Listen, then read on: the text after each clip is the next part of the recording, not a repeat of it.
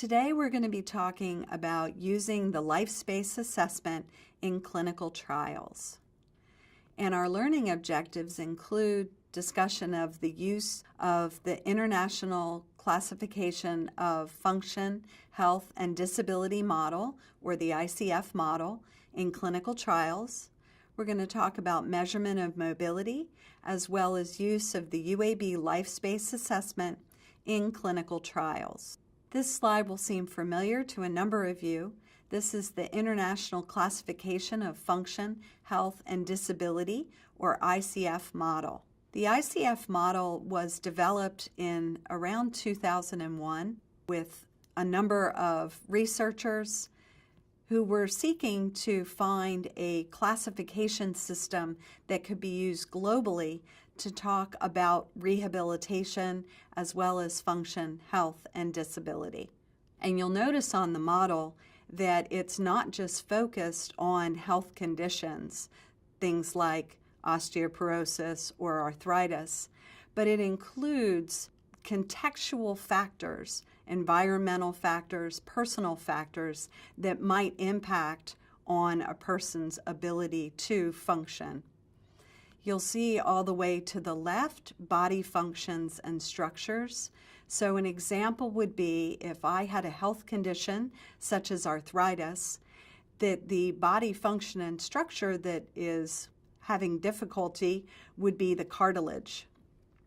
That might impact on my activity by making it difficult for me to bathe or open jars when I'm in my kitchen trying to cook. In terms of participation, this inability to bathe might impact on my interest in going out and doing things that I normally would enjoy doing, maybe going to religious services because I wasn't able to get a bath. So you can see how anywhere along the line there might be a way to impact and change what the impact of this health condition is. So for example, if I was given some sort of adaptive equipment so that I could bathe, then my activity actually wouldn't be limited and my participation also might not be negatively impacted by that health condition. And this is the basis of rehabilitation. So for those of us who are interested in rehabilitation clinical trials, this model is a great way for us to talk to each other. I'm going to have you focus on the participation piece at a later point during this presentation. So there are lots of measurements of mobility, which is implicit in the ICF model.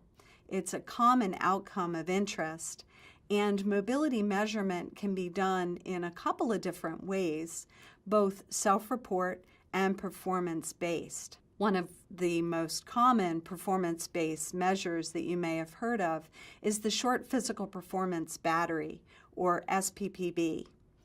The Short Physical Performance Battery asks the subject to do 3 different maneuvers. First, they're asked to stand with their feet together, then in a semi-tandem position and a full tandem position. They're next asked to do chair stands, 5 in a row, for which they're timed. And lastly, they're asked to do gait speed, or they're asked to walk a specific distance and are timed while they're doing it. So this would be an example of a performance-based measure of mobility. We can also look at self-report.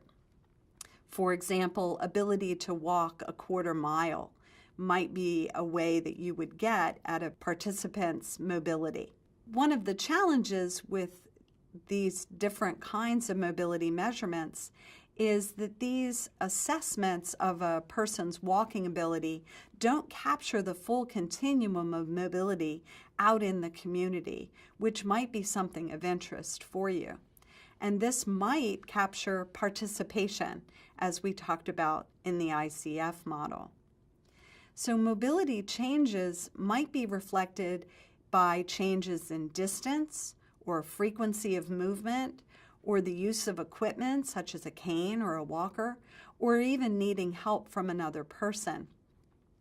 And the UAB Study of Aging Life Space Assessment was developed to provide an assessment of all of these aspects of mobility.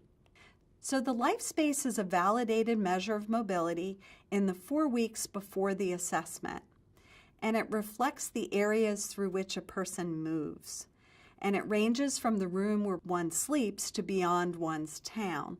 In addition to distance moved, it includes the frequency of movement and use of any equipment or assistance from another person. And in this slide, you can see the way that life space moves out away from the bedroom, past the town, into this unlimited life space. You'll also notice that there are 5 different levels. Life space scores range from 0, which is essentially bedroom bound, to 120, which means that someone's going out of town daily without any assistance from another person or equipment. And the scores are normally distributed among community-dwelling older adults. Scores below 60 are associated with having a restricted life space and worse outcomes. On this slide, you'll see the causal model for the life space mobility, and you'll notice that there are 5 domains that have been identified that account for much of the variation in life space mobility.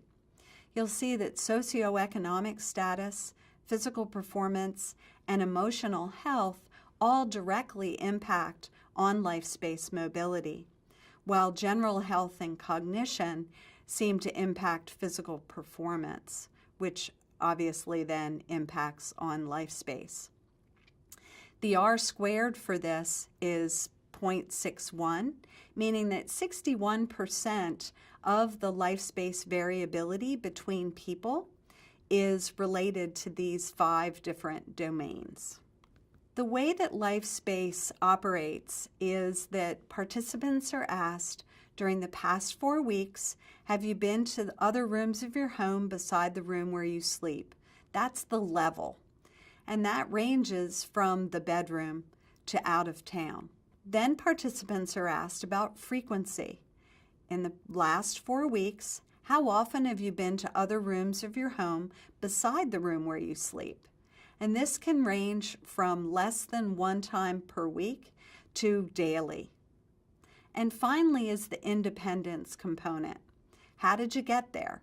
Did you use aids or equipment to get you to the other rooms of your home? Or did you need help from another person? The scoring system is based on all 3 of these components, and again, ranges from 0 to 120. Just to give you some examples of different life space scores and what a participant's abilities might be based on those scores, you'll see for a score of 6, this person would be able to get out of the room where they sleep with equipment such as a walker, but they don't leave their home. A score of 62 might be someone who gets out of the room where they sleep and they're able to go outside every day. They go to their neighborhood 1 to 3 times a week. They stay within town and they only do that less than once a week without equipment or personal help. And they might go into town a couple of times a week with help from a friend. A score of 100, which now gets us into that unrestricted life space, means that this is someone who's traveling within town without equipment or help and out of town 1 to 3 times a week without equipment or help. And you can see how these are quite variable and might be able to capture things that you don't see with just gait speed or asking if someone's able to walk a 1/4 of a mile. Importantly, life space has been associated and has been shown to be a predictor of a number of important outcomes. So, for example, mortality. The life space score itself, as well as change in life space, have been associated with increased risk of mortality over the subsequent 6 months. Nursing home placement has also been predicted by LifeSpace, where there's a 2% increased risk of nursing home admission for every 1-point decrease in the baseline LifeSpace score, independent of previously recognized factors. And finally, emergency department visits or hospitalization. Research has shown that older adults who experience either of these have had a decrease in their community mobility or in their LifeSpace score without significant recovery. In summary, the LifeSpace is an easy-to-implement questionnaire that captures community mobility as well as the participation domain of the ICF. The LifeSpace score incorporates socioeconomic status, cognitive functioning, physical performance, physical and emotional health, and it may be a valuable outcome for rehabilitation clinical trials as it captures the full continuum of mobility.